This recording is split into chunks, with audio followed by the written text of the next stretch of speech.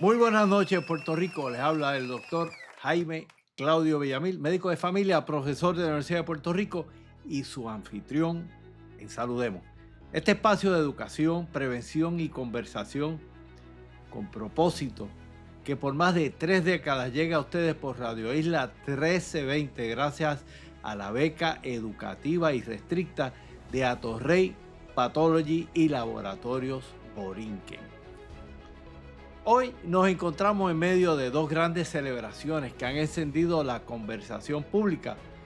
Por un lado, el furor mundial provocado por el estreno de La Odisea de Christopher Nolan, una producción monumental que ha devuelto a Homero, a Odiseo, a Penélope y a la búsqueda de nuestra Ítaca al centro de nuestra imaginación.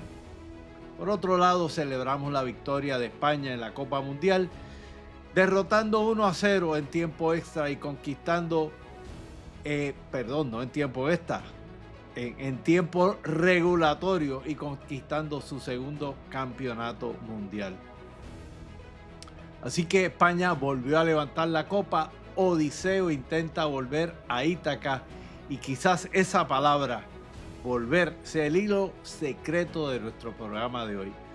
Porque todos buscamos regresar a alguna parte, a la salud, a la independencia, a la casa, a la memoria, al cuerpo que teníamos antes de enfermarnos o al sentido que una vez orientó nuestra vida.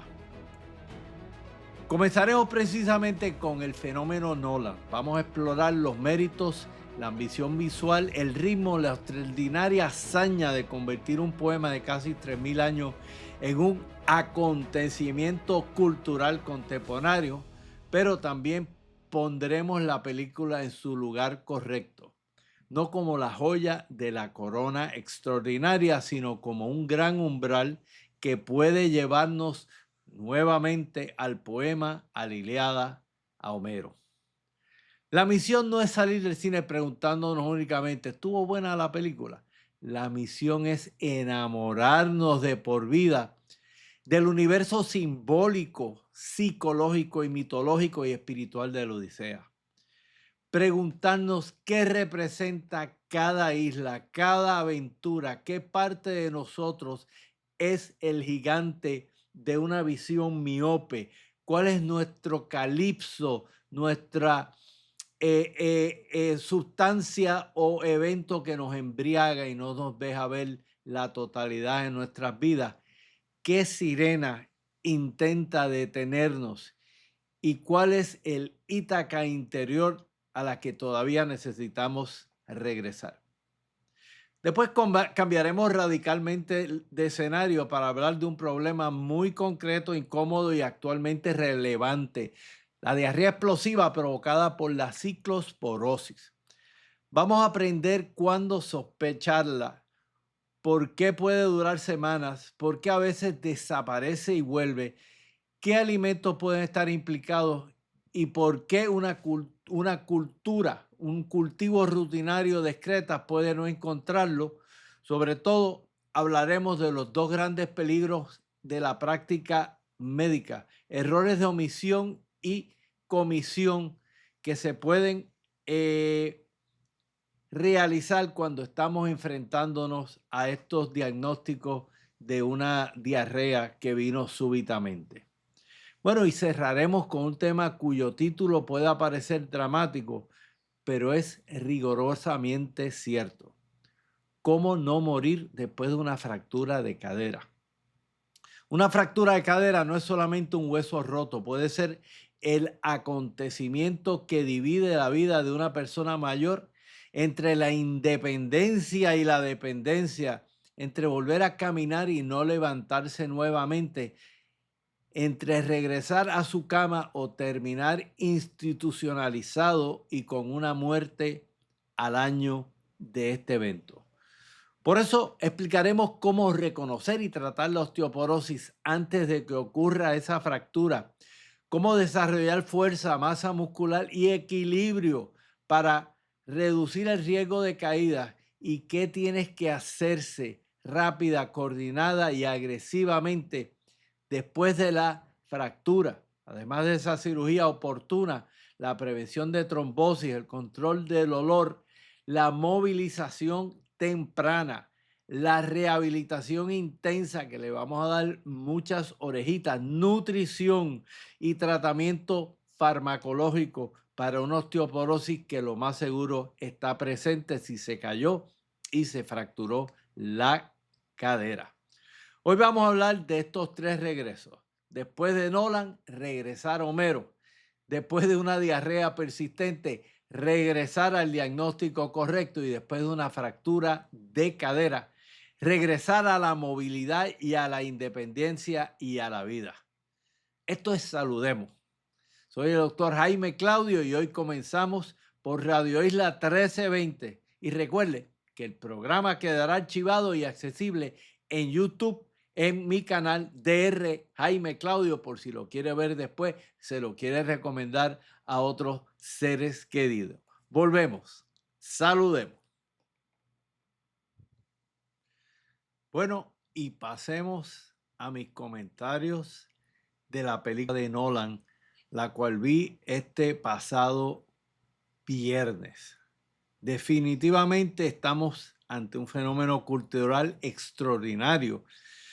Christopher Nolan ha logrado que millones de personas vuelvan a pronunciar nombres que tienen casi 3000 años: Odiseo, Penélope, Telémaco, Polífemo, Circe, Calipso, Ítaca.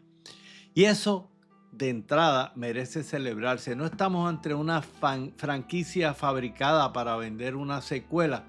Estamos ante un director contemporáneo que ha puesto el tamaño gigantesco de la pantalla al servicio de uno de los poemas fundacionales de nuestra literatura. A mí me parece que la película es un gran logro. Merece irla a ver. Todos aquellos que conocemos y veneramos la Odisea y la hemos leído, vamos a encontrar errores de omisión. Al día de hoy no puedo explicarme por qué el famoso diálogo entre el gigante de un solo ojo, donde Odiseo lo engaña diciéndole que su nombre es nadie, ante la dinámica de eso es para sobrevivir. Pues eso no sale en la película. No sale la famosa Nausicaa, que fue la princesa que lo apoyó antes de el último brinquito de vuelta a casa. El diálogo con los mecenas, con los maestros en el inframundo, en Hades, también me pareció un poquito limitada. Así que obviamente la película no es la joya de la corona. La joya de la corona continúa siendo el poema de Homero.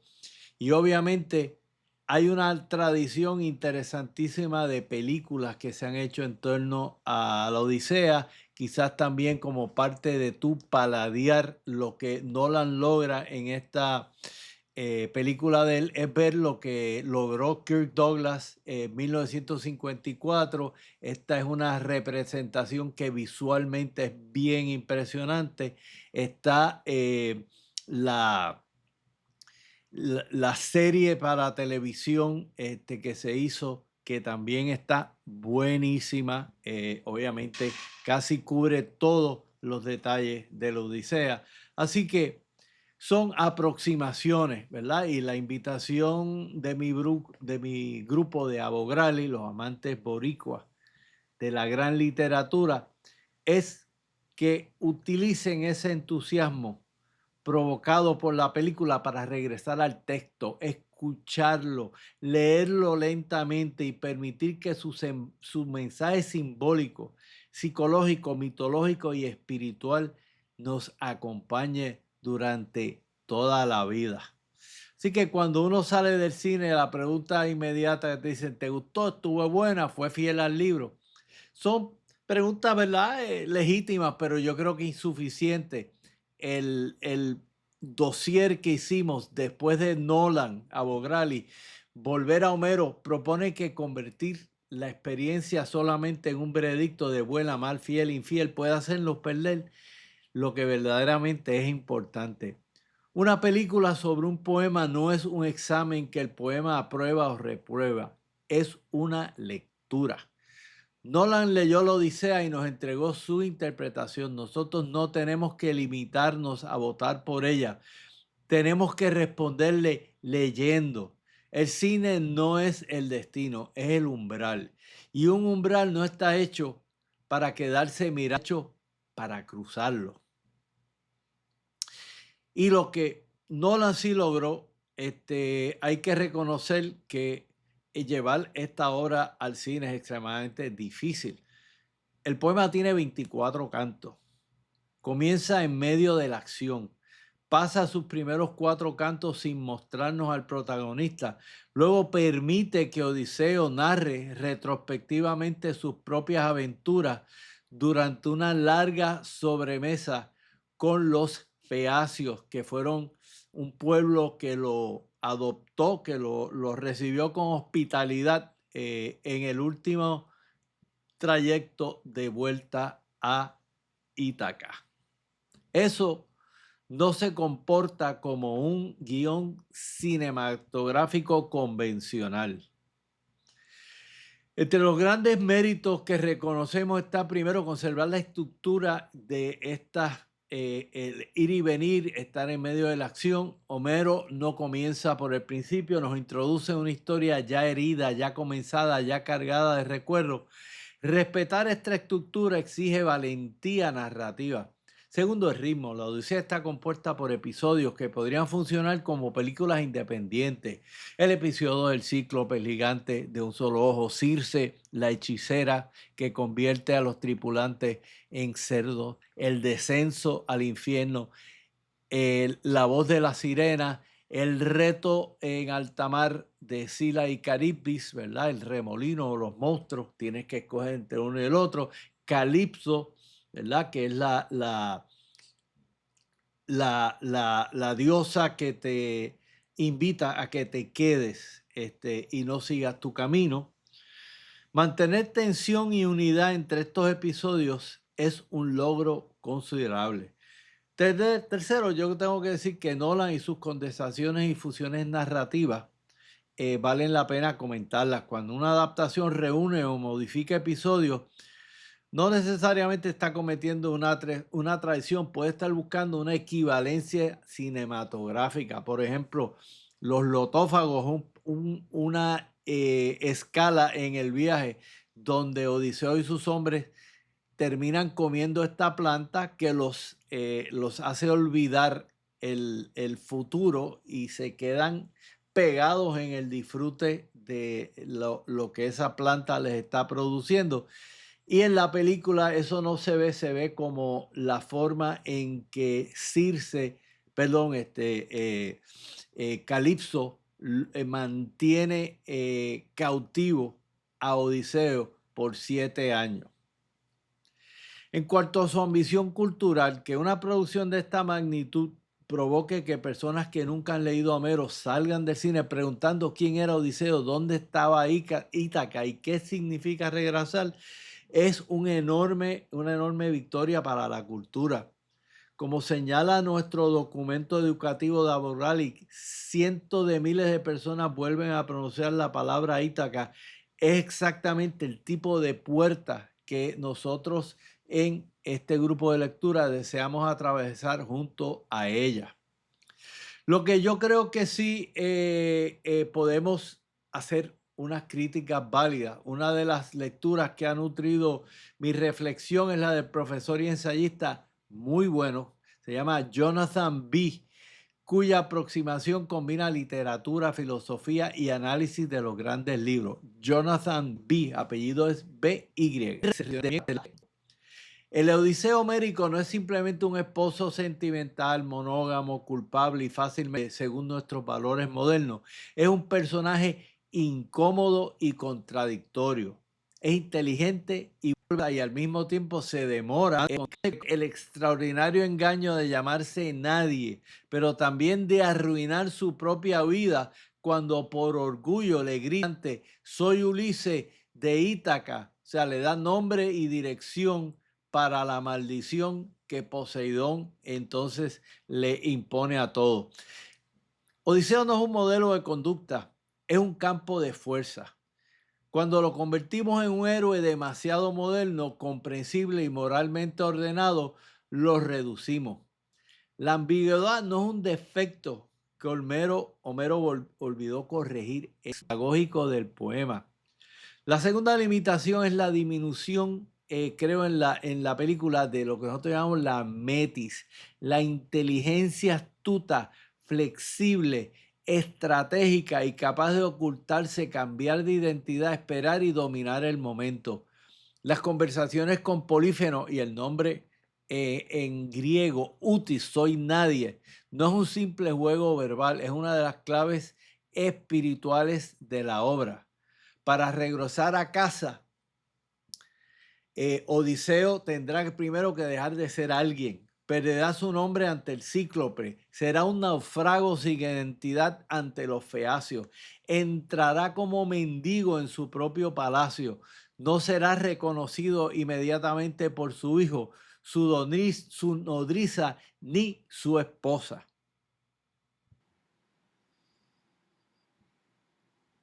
Para regresar a casa, Odiseo tendrá primero que dejar de ser alguien.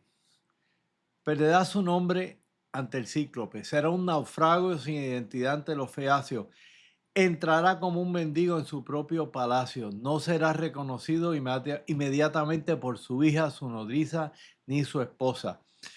Su viaje no es solamente desde Troya hasta Ítaca, es el recorrido de un nombre perdido hasta un nombre nuevamente merecido. Otra pérdida o limitación de la película que quiero destacarle es el desencantamiento del mundo. En Homero, cada isla puede salvarte o destruirte. Cada desconocido puede ser un mendigo, un asesino o un dios disfrazado. De ahí surge la senia, lo que se llama la hospitalidad sagrada. Al extranjero se le recibe, se le alimenta, se le baña y se le ofrece descanso antes de preguntarle quién es. Porque el huésped puede ser un dios que ha llegado para probar la calidad moral de la casa. Sin esa clave, Polífemo es solamente un monstruo grande. Con esa clave, Polífemo es algo más terrible, la inversión de la civilización. Pregunta primero quién eres y luego se come a sus huéspedes. Sin la senia, los pretendientes parecen simplemente hombres impertinentes que desean casarse con Penélope. Con la senia comprendemos que estamos violando una ley sagrada. Llevan años devorando la casa de su anfitrión ausente. La odisea no ocurre en un mundo perfectamente explicable, ocurre en un mundo que todavía puede pedirte algo. Si el viaje es solamente geográfico, regresar significa llegar. Pero si el viaje es un misterio y una transformación, el regreso hay que merecérselo. Por eso, ¿qué significa para nosotros el empoderamiento anagógico de una ola? En Avogadro, esto es, la palabra anagógico viene del griego anagoge, que significa conducir hacia arriba, elevar. Una lectura anagógica no se queda en preguntar qué le ocurrió a Odiseo, pregunta qué está ocurriendo dentro de mí mientras lo leo. No contempla al cíclope solamente como un monstruo exterior, pregunta cuál es mi propia caverna y qué nombre o ego tengo que abandonar para salir de esta caverna. No mira a los lotófagos solamente como una isla exótica donde se comen frutas que olvidan el futuro. Pregunta cuál es la distracción, la sustancia, la comodidad o el entretenimiento que me hace olvidar mi destino. No mira a la sirena solamente como criatura seductora. Pregunta qué conocimiento, deseo o promesa me mantiene fascinado pero inmóvil. No mira a Calipso solamente como una diosa enamorada. Pregunta qué comodidad me ofrece una especie de inmortalidad a cambio de que renuncie el regreso. El empoderamiento anagógico, es la capacidad de reconocer en el texto clásico nuestras propias tentaciones, pérdidas y regresos, y transformar ese reconocimiento en una decisión de vida. No es saber más datos sobre la Odisea, sobre la Odisea, es saber más de nosotros gracias a la Odisea. Quien lee así no termina el poema solamente con información, termina con una brújula. Así que, ¿cómo ver la película de nuevo con doble lente? Nuestra guía propone ir al cine con un doble lente. El primer lente disfruta la película, la fotografía, el sonido, la actuación, la batalla, el mar, los monstruos y el drama. El segundo lente lleva algunas preguntas en el bolsillo. ¿En qué momento Odiseo está más lejos de su casa? ¿Cuándo está geográficamente distante de Ítaca o cuándo está a punto de olvidar quién es? Penélope aparece solamente como la esposa que espera o como la inteligencia que sostiene la casa. Los dioses son personajes exteriores o representan fuerzas que también habitan dentro de nosotros. Odiseo llega a Ítaca siendo el mismo hombre que salió de Troya o llega despojado, herido, más pobre y más verdadero. Y quizás la pregunta principal, ¿qué monstruo dentro de Odiseo tiene que morir para que él pueda volver a casa? La película debe disfrutarse como película, pero después del espectáculo comienza la verdadera lectura. En Abograli hemos preparado 2 recursos para acompañar este viaje. Uno es la guía de empoderamiento anagógico de la Odisea antes de Nolan y para toda la vida, que introduce a los personajes, las tentaciones, los 3 cantos esenciales y la lectura de la obra como espejo interior.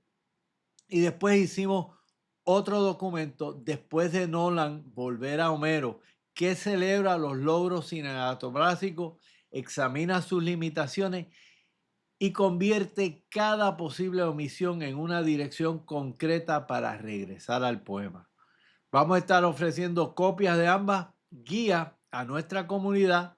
Busquen mi página en Facebook o en YouTube y en el link de este video van a encontrar un enlace para descargar estos documentos que lo van a ayudar mucho a hacer una navegación útil. No queremos que usted termine la experiencia diciendo vi la película de Nolan. Queremos que algún día pueda decir la película me devolvió a Homero, porque Nolan pasará por la cartelera, pero la Odisea seguirá preguntándonos durante toda la vida cuál es mi Ítaca, qué me impide regresar, qué tengo que soltar para merecer el regreso. La película pasa, el poema permanece. Bueno, y vamos ahora a un tema muy diferente, pero de enorme relevancia clínica y de salud pública. La diarrea explosiva asociada a la cicloesporosis. Cuando un paciente dice, doctor, tengo una diarrea acuosa, abundante, frecuente, que parecía mejorar y volvió, tenemos que salir del piloto automático. No toda diarrea es una gastroenteritis viral. No toda diarrea después de comer ensalada es una simple intoxicación alimentaria de 24 horas. Y no toda prueba discreta negativa descarta un parásito. La ciclospora es un parásito que infecta el intestino delgado. Puede provocar diarrea acuosa muy frecuente, a veces descrita como explosiva, acompañada de pérdida de apetito, gases, distensión, cólicos, náuseas, fatiga y pérdida de peso. Los síntomas suelen comenzar aproximadamente una semana después de la exposición, pero el intervalo puede variar desde 2 hasta 14 días o más. La primera gran lección es sencilla, hay que sospecharla para poderla encontrar. Estamos atravesando un aumento importante de casos en Estados Unidos y Puerto Rico. El CDC mantiene investigaciones activas de brote de ciclosporosis y el FDA ha investigado un brote multiestatal asociado epidemiológicamente con la lechuga iceberg distribuida en restaurantes. En una investigación reciente se habían reportado más de 1.600 casos vinculados a una cadena de restaurantes con decenas de hospitalizaciones y sin muertes notificadas, gracias a Dios. Pero aquí hay que hacer una distinción importante.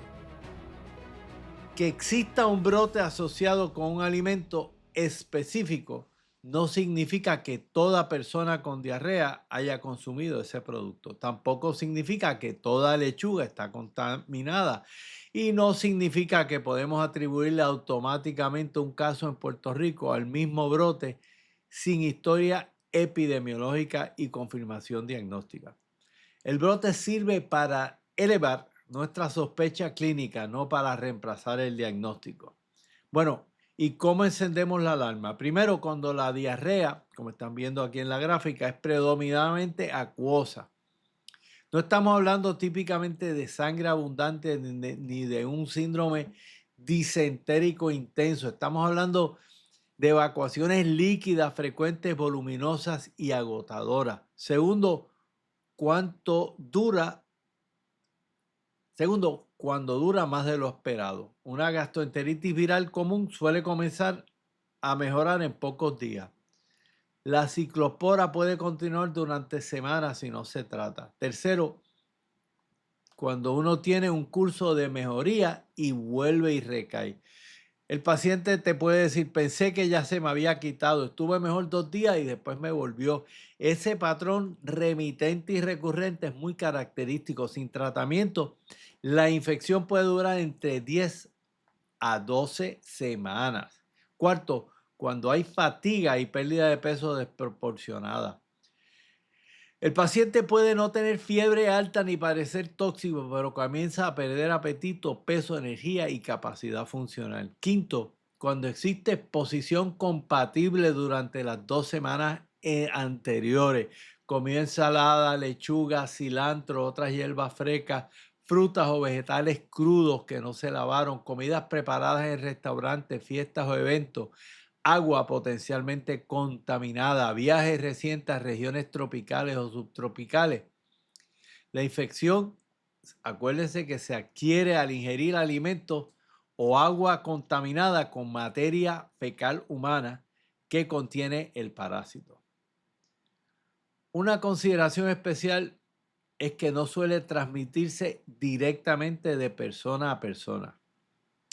La ciclospora tiene una particularidad importante. Cuando el parásito sale en las heces fecales, el huevito todavía no está inmediatamente infeccioso. Necesita tiempo en el ambiente para madurar o esporularse, porque son esporas, ¿no? Por eso la transmisión directa inmediata de una persona a otra es poco probable. Esta es la diferencia de otros organismos gastrointestinales que pueden propagarse rápidamente entre familiares, niños o cuidadores. La fuente suele ser agua o alimento contaminado previamente, no simplemente tocar a una persona enferma. Sin embargo, la higiene de manos continúa siendo esencial porque las heces pueden contaminar el ambiente y los alimentos. Las pruebas diagnósticas, y aquí es el error más frecuente en hacer este diagnóstico, se hace un cultivo de excreta común y corriente, y esto es un cultivo bacteriano rutinario que busca organismos como Salmonella, Shigella o Campylobacter. Ciclospora es un parásito, no va a crecer en una cultura bacteriana habitual. Otro error ordenal es ova y parásitos o huevos y parásitos. Hay que especificar, el médico tiene que decir ova y parásitos para cicloesporas. Muchos laboratorios no incluyen rutinariamente la búsqueda de ciclospora en un examen convencional. Por eso la orden debe ser explícita. Prueba discreta para ciclospora. Y también se puede hacer un panel para ver si el material genético del parásito está presente en la sangre. Esto es lo que se llama un PCR. Así que hay que verificar qué incluye el panel de laboratorio, ¿verdad? Y eso pues es bien importante. ¿Qué más? En términos de si hay una sospecha alta, puede recogerse 3 muestras de excreta en días diferentes, idealmente separados. Punto es fundamental. Una prueba negativa de baja sensibilidad no corrige una historia clínica muy convincente. Hay que revisar qué prueba se hizo, cuándo se recogió y si realmente excluía la cicloespora. Acuérdense que no solamente estamos pensando en este diagnóstico, puede haber un diagnóstico por otro parásito, la giardia. Este produce muchos gases, distensión, heces grasosa y exposición a agua no tratada. También hay otra infección por Cryptosporidium, particularmente en personas que tienen problemas con su sistema inmunológico o que se han expuesto a bañarse en piscinas públicas. Así que siempre tratamos de hacer todos estos diagnósticos diferenciales, ¿verdad? También mucha gente está usando incretina para bajar de peso, los famosos Mounjaro y Ozempic, y obviamente estos pueden también producir mala diarrea. Claro, también hay enfermedades inflamatorias intestinales, mala absorción, problemas con que el páncreas no esté funcionando bien. Así que la clave es combinar duración, patrón, exposiciones, medicamentos para identificar signos de alarma. Tratamiento específico. Esto es bien importante porque hay un antibiótico que nosotros llamamos Bactrim o que es una sulfa. Tiene 2 componentes. Este es el régimen usual y se puede dar una tableta por vía oral 2 veces durante 7 días. Pacientes inmunocomprimidos pueden tener que usar otros medicamentos si tiene problemas en la función renal. Todo esto hay que tomarlo en consideración. Así que es una condición que se puede tratar, hay que identificarla, usar el tratamiento que no es cipro, que no es acitromicina, que es lo que típicamente damos, sino de nuevo el Bactrim o el Septra es la medicina que pide la condición. Así que pendiente a esto y sigamos pasando esta información para que otras personas estén al día en hacer la diferencia entre la diarrea por gastroenteritis viral y la diarrea por este parásito.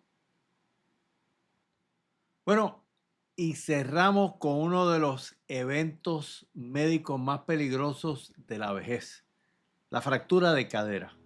Y quiero decirlo sin suavizarlo demasiado.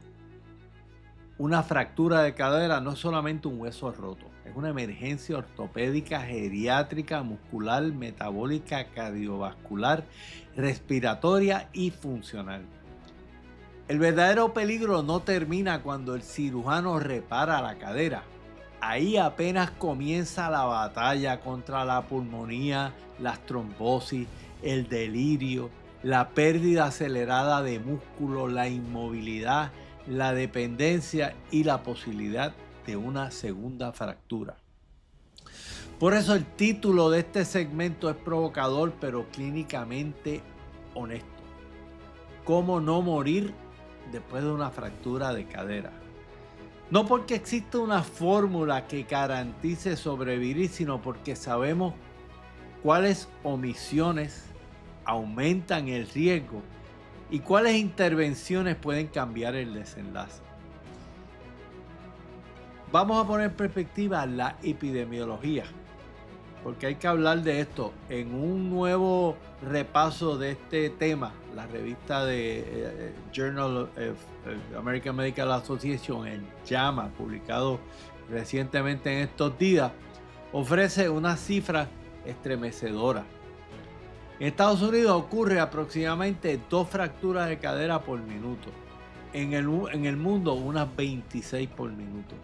Más de 14 millones de personas sufren de una fractura de cadera anualmente a nivel mundial y alrededor de 280,000 en Estados Unidos. Acuérdense que si Estados Unidos tiene alrededor de 3.4 millones, eso quiere decir que alrededor de una cuarta parte, vamos a poner una cuarta, una octava, uno de cada 12 ciudadanos puede tener o exponerse a una fractura.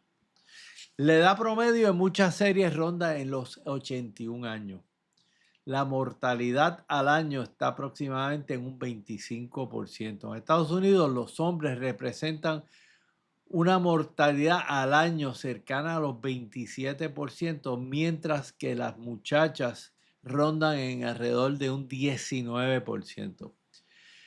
Eso significa que en términos generales aproximadamente 1 de cada 5 personas puede morir durante el año posterior a una fractura de cadera. Y no es solamente la mortalidad, aproximadamente una quinta parte termina necesitando cuidado institucional prolongado. Solo entre 42 y un 70% recuperan a los 6 meses el nivel de actividades básicas, como poder caminar, que tenían antes de fracturarse. Y alrededor de una cuarta parte sufrirá otra fractura durante el año siguiente.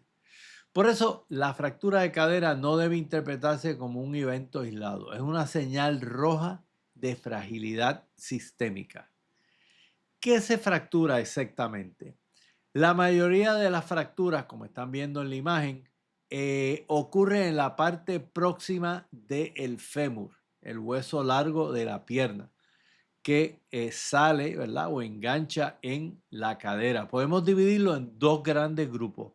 Las que son intracapsulares, cerca de la cápsula, principalmente en el cuello, ¿verdad? Que pega el hueso de la pierna a la cadera. Y fuera de la cápsula, principalmente entre lo que nosotros llamamos un hueso que sobresale, que lo llamamos los trocanteros, ¿verdad? Entonces, por eso es que hablamos de fracturas intertrocantéricas o subtrocantéricas por debajo de estos dos huesos que están, uno está más arriba, el hueso es lo que mayormente uno siente cuando uno dice siente el hueso de la cadera, uno está tocando lo que nosotros llamamos el trocánter mayor. Así que la mayoría de las fracturas, aproximadamente 34%, son en el cuello, ¿verdad? Del fémur. Cerca del 48% son entre estos dos espinas, lo que llamamos intertrocantérica. Y solamente un 6% son por debajo de estos dos procesos espinosos del hueso de la pierna. Por eso lo llamamos subtrocantérica. En otras palabras, la mayoría de las veces va a ser entre los trocanteres o en el cuello del fémur. ¿Por qué importa el tipo? Porque influye en la circulación sanguínea de la cabeza femoral y la decisión quirúrgica. Las fracturas del cuello femoral, especialmente desplazadas en personas mayores, con frecuencia requieren reemplazo parcial o total de esa articulación. Las intertrocantéricas suelen tratarse estabilizando el hueso con tornillos, placas, clavos o barras, lo que llamamos una reducción abierta o fijación interna. Más del 95% ocurren después de una caída. Así que el cuadro clásico es dolor intenso en la cadera, incapacidad para apoyar y una pierna acortada o rotada hacia afuera. La radiografía simple detecta en un 90% los casos. Si la historia es muy sugestiva y la radiografía no demuestra fractura, puede ser necesario un CT o un MRI. Para que ocurra una fractura de cadera, generalmente se combinan dos cosas: un hueso que está vulnerable y la caída que es suficientemente fuerte. Podemos pensar entonces en dos columnas. La columna 1, debilidad del hueso, edad avanzada, pérdida de estrógeno después de la menopausa, muy común en mujeres, la osteoporosis, la fractura previa, antecedentes de fractura de cadera en uno de los dos padres, bajo peso, pérdida involuntaria de peso, mala nutrición, tabaquismo, consumo excesivo de alcohol, uso prolongado de cortisona, enfermedad del riñón, del hígado, la tiroides o condiciones reumatológicas. Tratamientos como inhibidores de aromatasa o supresión de los efectos de los andrógenos en aquellas personas que tienen cáncer, por ejemplo, de próstata. Y una densidad mineral ósea más baja aumenta marcadamente el riesgo de que si usted se cae, se va a romper el hueso. Por cada desviación estándar que disminuye la densidad del cuello femoral, el riesgo de fractura puede aproximadamente duplicarse. Una fractura previa aumenta el riesgo aún después de tomar en cuenta la densidad ósea. Y más de la mitad de quienes llegan con una fractura de cadera reciente ya tienen una fractura en las vértebras previas, pero muchas veces silenciosa. La columna 2, además del hueso debilitado, el riesgo de caída. Riesgo de caída tiene que ver, pues, historial de que esto lo ha pasado antes, o sea, está propenso a caerse, mala visión, tiene problemas de equilibrio, tiene neuropatía o insensibilidad, ¿verdad? O inflamación, irritación, quemazón en los nervios de las piernas, tiene Parkinson, tiene problemas con que la presión le baja cuando se va de acostado a sentado a parado, tiene pérdida de masa muscular porque no hace ejercicio, tiene debilidad en las piernas, o sea, para usted levantarse de una silla o de una butaca le cuesta mucho trabajo. Zapatos inadecuados, alfombras sueltas, baños sin agarradera, muchos medicamentos que marean. La sarcopenia merece atención especial. No es solamente poca masa muscular, es pérdida de fuerza y función. En algunos estudios se ha asociado con más del doble de riesgo de fractura de cadera. La fractura ocurre cuando una caída encuentra un hueso que ya no puede absorber la fuerza. Los medicamentos que tenemos que revisar. Muchos pacientes mayores reciben medicamentos apropiados, pero la combinación puede aumentar el riesgo de caída. Hay que revisar especialmente las medicinas como las benzodiazepinas, como el Clonopin, Clonopam, el Valium, el Xanax.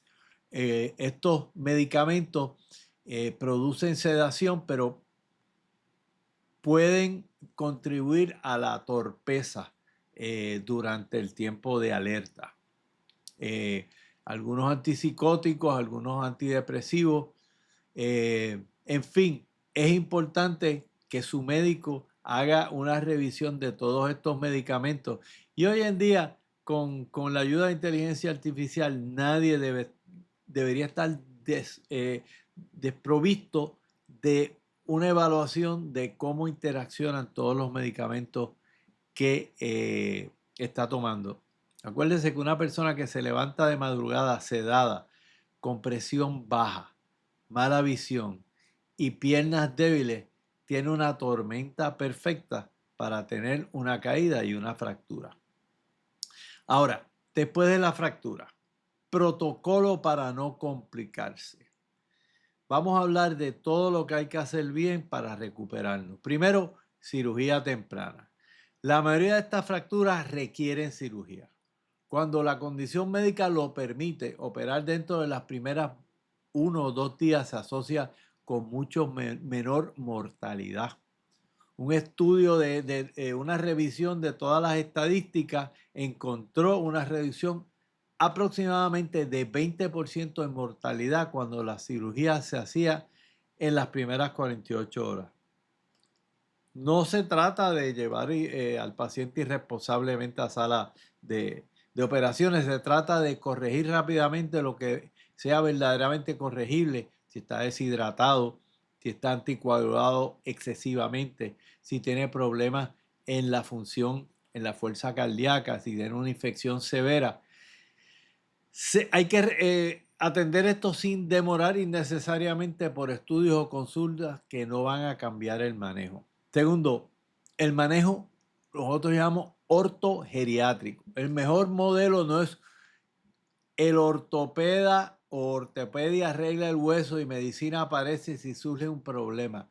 El modelo integrado desde el comienzo es ortopedia, geriatría, medicina interna, anestesia, enfermería, farmacia, nutrición, terapia física y ocupacional y trabajo social. Este equipo debe vigilar dolor, oxigenación, volumen, anemia, diabetes, el riñón, el corazón, si el paciente tiene delirios, estreñimientos, retención urinaria, úlceras por presión y medicamentos. Tercero, prevenir el delirio. El delirio no es simplemente se puso confundido por la edad, puede ser precipitado por dolor, por los medicamentos para el dolor, los opiáceos, las infecciones, deshidratación, que le falta oxígeno, anemia, falta de sueño, el efecto de la inmovilización, los catéteres, los cambios ambientales. La prevención incluye buena analgesia sin sobremedicar, lentes y audífonos, sueño nocturno, orientación frecuente, movilización temprana, evitar restricciones físicas, reducir los medicamentos anticolinérgicos y sedantes. Los anticolinérgicos, acuérdense, son medicamentos que inhiben eh, la producción de acetilcolina, que es un mensajero cerebral que se usa en la memoria. Los medicamentos que usamos para mejorar al paciente con Alzheimer son agentes procolinérgicos, aumentan la liberación de la acetilcolina. Así que, bien importante, los anticolinérgicos a veces los usamos para problemas, para corregir problemas de orinar demasiado o para relajantes musculares. Así que siempre pregunte si usted está tomando o su ser querido está tomando algún anticolinérgico. Entonces, hay que estar bien pendiente en corregir la infección, el estreñimiento y la retención urinaria. Cuarto, hay que prevenir la trombosis y la embolia. Después de una fractura de cadera existe un riesgo considerable de trombosis venosa, que haya coagulación en la circulación venosa de las piernas y entonces ese trombo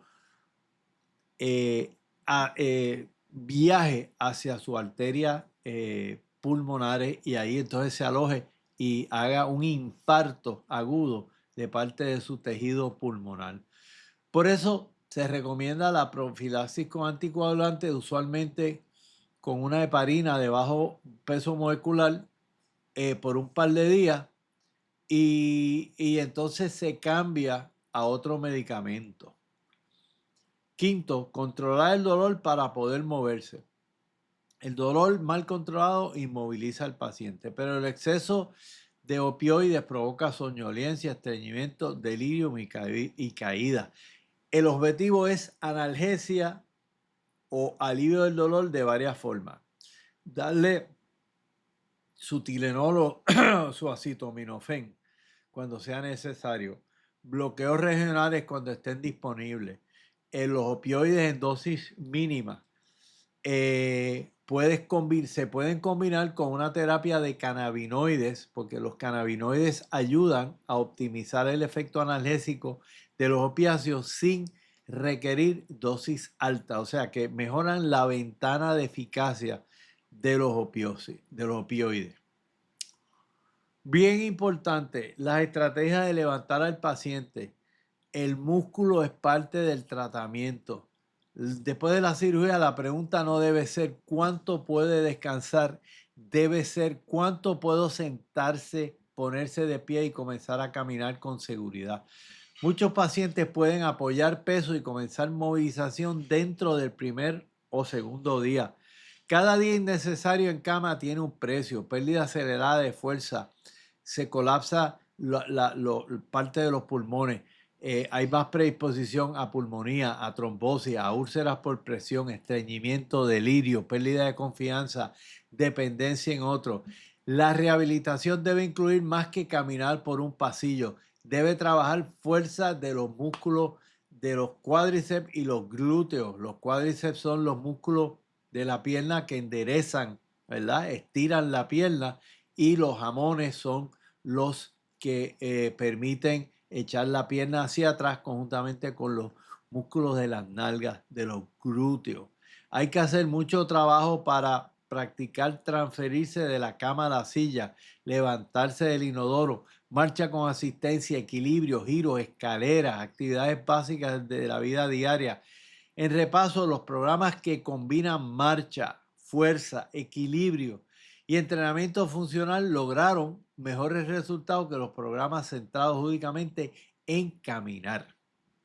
Vamos a hablar un poquito aquí de la osteoporosis, el error de alta más frecuente. Aquí es uno de los errores más graves que pueden haber. La operación salió bien, la herida cerró, el paciente se fue al centro de rehabilitación, pero nadie le trabajó eficientemente su osteoporosis. Una fractura de cadera por una caída desde su propia altura es por definición práctica una fractura por fragilidad. Eso significa que tiene un alto riesgo de otra fractura, especialmente si la densidad del hueso demuestra un cambio que es 2.5 por debajo del promedio de lo que se espera para su edad. No hay que esperar la densitometría para reconocer que necesita tratamiento.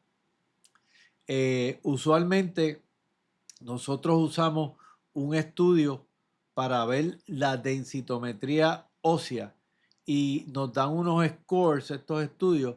Si usted tiene un score que está por debajo de una variación de 1, ¿verdad? Estos son desviaciones estándar. Uno coge el monto de las personas de su edad y obviamente cada desviación estándar es como un 30% por debajo del promedio.